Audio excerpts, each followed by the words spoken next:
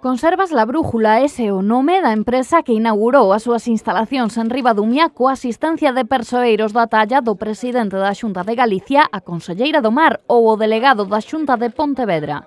Porque a aposta da Brújula por Galicia supón a creación de emprego. E hai dous tipos de compañías, as que ganan moito diñeiro e crean pouco emprego, e as que crean moito emprego con independencia de que a conta de resultados sexa máis ou menos optimista. Neste caso serán as dúas circunstancias. Crean emprego e teñen unha boa conta de resultados. Máis de 40 empregos directos, eso significa, lóxicamente, pois unha mediana empresa en Galicia, unha mediana empresa en Ribadumia. E por último, o segundo motivo é porque a aposta por Galicia, pola Brújula, se fai nun conxunto do sector de transformación agroalimentaria.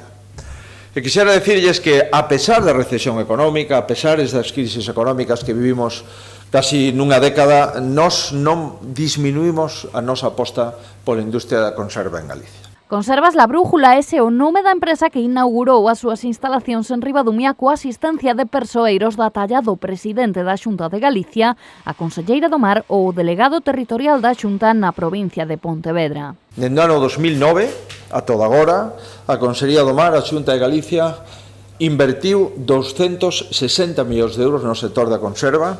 Para que? Para que non se repregase, para que non quedase atrás, e que incluso a recesión e a crise económica poderá utilizar para un momento de reforzo, para un momento de estrategia e para un momento de aposta polo futuro.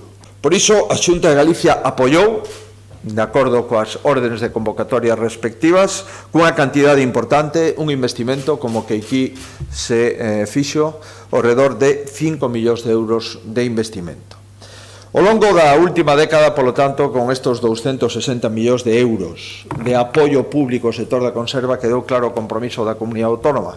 Pero ata finales do ano 2020 temos a disposición do sector da conserva 96 millóns de euros. Despois dunha visita guiada polas instalacións nas que os presentes puideron comprobar de primeira man o traballo que desenrolan os 40 empregados da compañía en Ribadumia, Feijóo destacou os esforzos da Xunta de Galicia para que o sector da conserva non se vise afectado nos peores anos da crise. Vamos a presentar neste mes de xullo o Plan Estratégico da Conserva.